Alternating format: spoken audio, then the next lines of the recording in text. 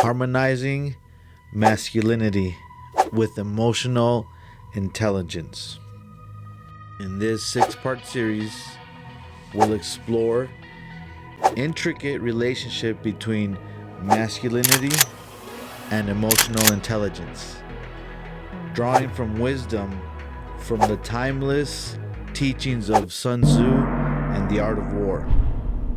Plus, I'll sprinkle in a little bit of insights from my dating past life, my martial arts experiences, married life, and even fatherhood. They say all is fair in love and war. They say love is a battlefield. Welcome to the battlefield of love. Listen up, troopers. Let's learn how embracing emotional intelligence and self-regulation can empower us as leaders in our public and our professional lives.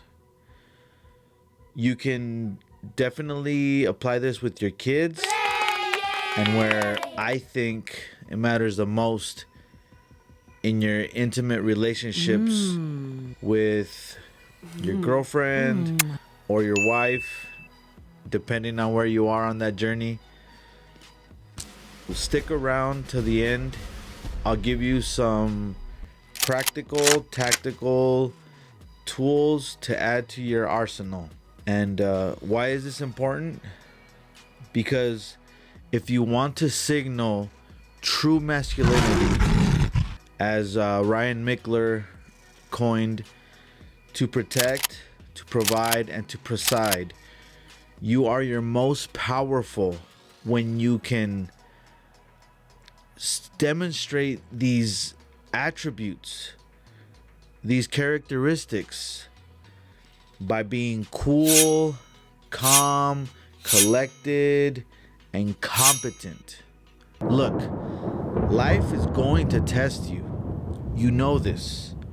Your wife, your kids, everything. So stop letting it defeat you. Love is a battlefield. If you're here, maybe you have loved and lost a battle or two. Now let's tactically retreat, dust yourself off, and get on your feet. Let's implement new strategies and new tactics, and let's turn those losses into victories. So don't quit. They need you. Your sons and daughters need you. The world needs you now more than ever. Okay? You guys are getting me all fired up. So let's go into part 1. Unraveling the masculine paradigm. Let's begin by unraveling the conventional understanding of masculinity and its intersection with emotional intelligence. So first, let's define what all that means. What is the masculine paradigm? So first, let's start off with what is a paradigm. It's an archetype, a standard, a prototype, a model. It's your outlook on how you see or how you filter things in your life. Are you tracking? Listen up. Good. Okay. If you haven't yet, light up that like button, smash that subscribe button, and don't be shy. Comment what's on your mind. Give me some feedback, or forever hold your peace. All right? Okay. So let's get back on track. So what is masculinity? As I was researching for this episode, I went down a huge rabbit hole just to define the masculine paradigm. And yes, I know that rhymes. It's the poet in me. I don't know. Anyways, if you want to do a deep dive, I invite you to read 2 amazing books. One is Iron John, a book about men by Robert Bly. The second is King, Warrior, Magician, Lover by Robert Moore and Douglas Gillette. I also read 2 papers, one by Ardis G. Cecil from Arizona State University, and the other is a collaboration between Michael E. Addis and Jeffrey H. Cohane of Clark University. I'll link them in the description because just reading the titles would probably take 10 minutes. Like, seriously. And I value your time, troopers. Appreciate you guys being here. So, I just went online to look up the etymology of what is... Well, let me define what an etymology is. For those in the back. Etymology is the study of the origin of words and the way their meanings like morph and change throughout history. So I went on the online etymology dictionary, and you know what they say about the word masculine? I'll quote: male, person, comma, male, a word of unknown origin. So I'm just going to break it down in a real easy fashion. Men, to be masculine is to do hard things. Little boys complain and they whine and they want to faint, but men must do the hard tasks. Why? Because God gave us this toughest assignment. He gives his toughest assignments to his strongest soldiers. That's why. Remember, he gave you these wide shoulders so you can carry the heavier burdens, to hold up a family, to hold up a nation, to lead the way. Don't get me going, man. I'm already fired up. So let's define emotional intelligence, also referred to as EQ, meaning emotional intelligence quotient. Basically, it's the capacity to be aware of, control, and express one's emotions, and to handle interpersonal relationships judicially and empathetically. Don't worry about it. We'll unpack this and go deeper and get clearer in part 2 of this series. I'll be back. But for now, let's agree that emotional intelligence is not for the weak of heart. It's no walk in the park. No, sir. But it is a superpower. And you're a powerful dude. I commend you for being here, man. Seriously. So just as a skilled general avoids confronting a powerful enemy head on, or a smaller fighter facing a bigger opponent in a David versus Goliath situation, emotional intelligence allows us to navigate the challenges by understanding when to step back and when to engage assertively, making us formidable leaders and lovers. So men do hard things like being aware and in control of our emotions, and being aware of those around us as well. Now let's add some old school wisdom from the book The Art of War by Sun Tzu. After all, this is the battlefield of love. So I quote, "Military tactics are like water, for in its natural course flows away from the high places and rushes down. So in war, the way is to avoid what is strong and to strike at what is weak." What this tells me is be like water, be fluid, and don't take someone head on. Just like Jocko Willink, former Navy commander of Task Unit Bruiser, he has an amazing technique and he calls it detaching, where you take a mental and sometimes physical step back and you look up and observe what is going on. The white belt level is just being aware enough to identify that you need to detach. The blue belt level is actually detaching. And if you want to go deeper and get into the purple belt level at detaching, practice your poker face, or as Jocko calls it, normal face. This is where you consciously relax all the muscles in your face to allow no emotions to be seen as you regulate your breath. Now, if you want to get into brown belt level, get grounded and start taking inventory after you've done all these other steps. The black belt level would be, as Jocko states, he automatically goes into a mentality of thinking of, how am I wrong in this situation? Man, that's a superpower, because I ain't there yet.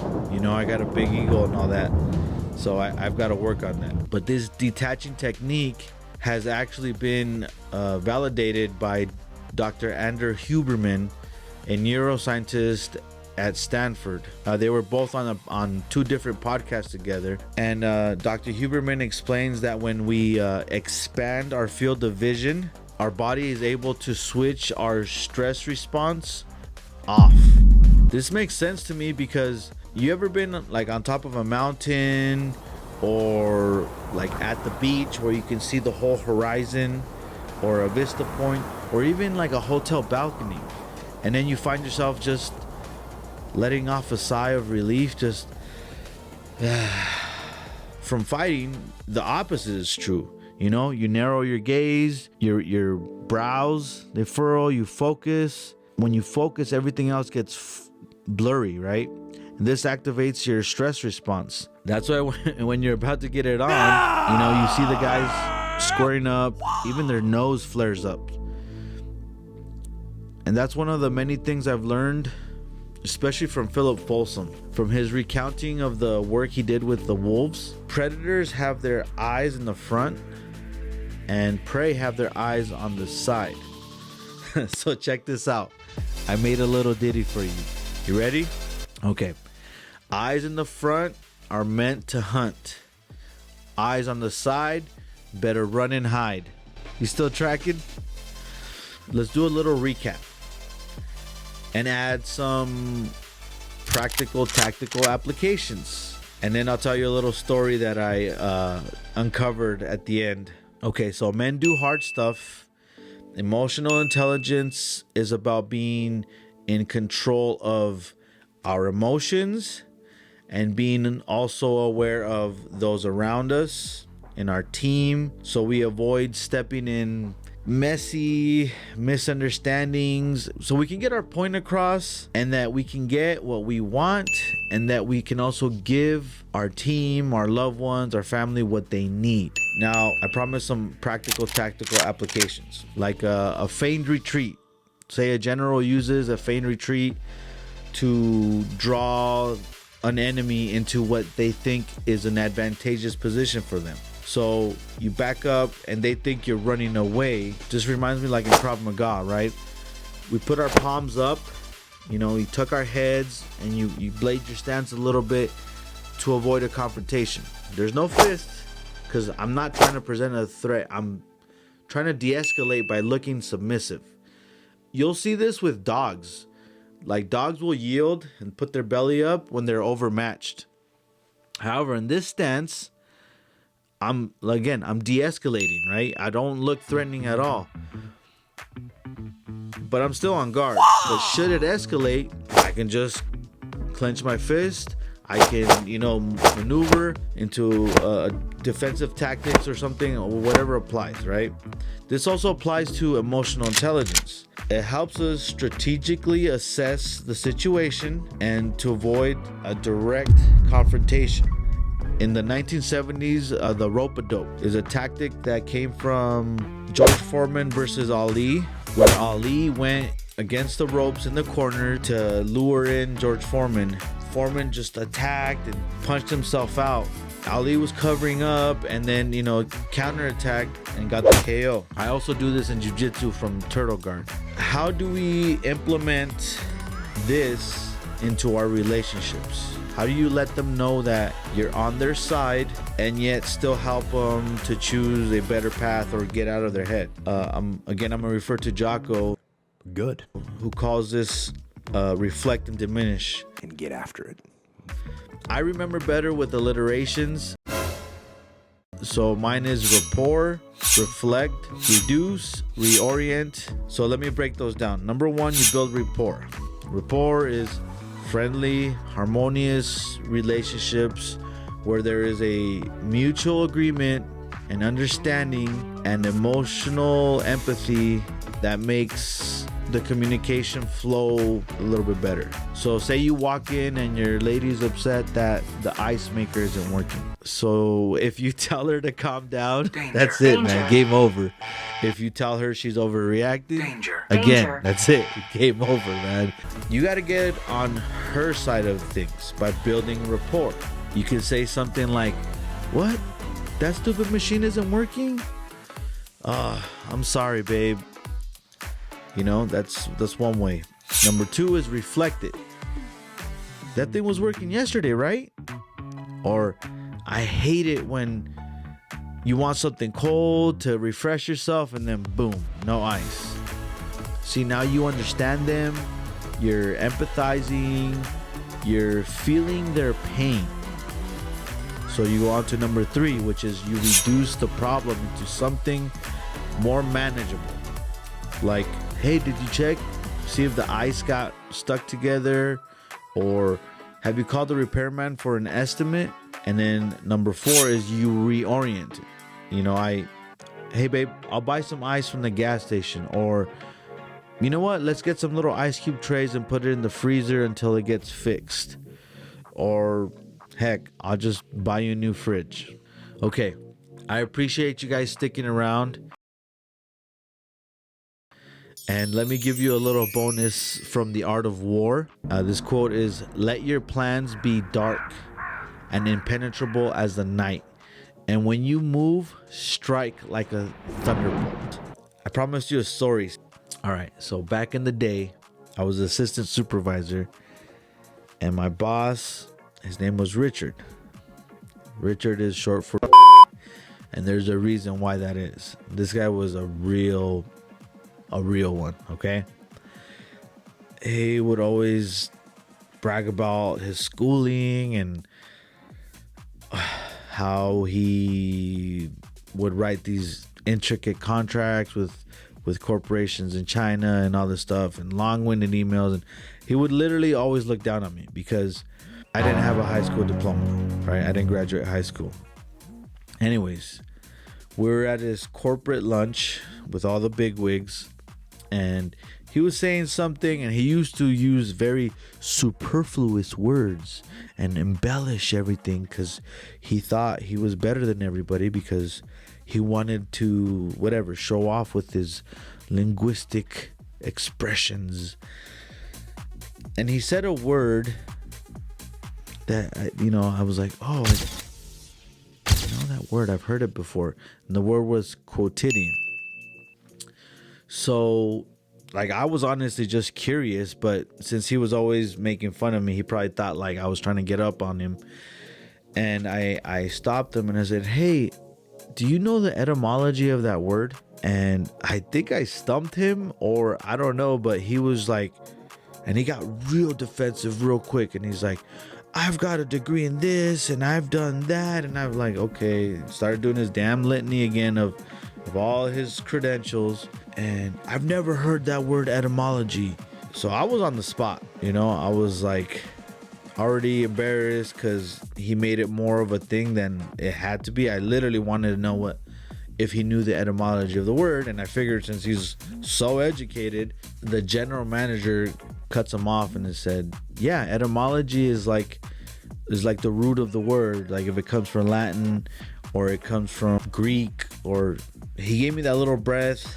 He gave me that little space. I took a breath and I was like, oh, that's right. Quotidian means like daily or something mundane that you do every day. I got up because he had put me on blast in front of everyone. I got up as I was going through the door. I was like, oh yeah, by the way, I didn't graduate high school. And I closed the door. My point in this is, don't let anybody, no matter where you come from, tell you or how to feel. You're only limited by yourself.